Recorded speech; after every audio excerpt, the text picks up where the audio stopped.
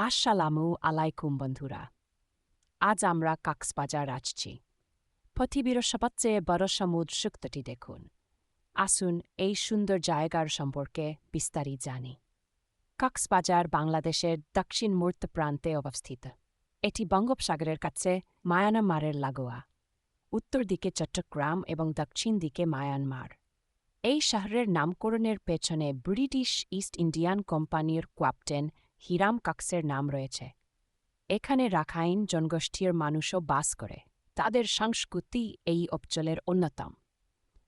কক্সবাজারের মূল আকর্ষণ এর দীর্ঘাক সংকেত, যেমন লাবারি বিচ, সুগন্ধা বিচ এবং ইনানি বিচ।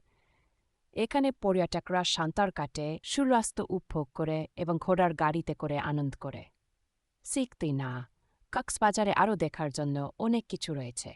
হিমছড়ি জাতীয় উদ্যান এর মধ্যে অন্যতম।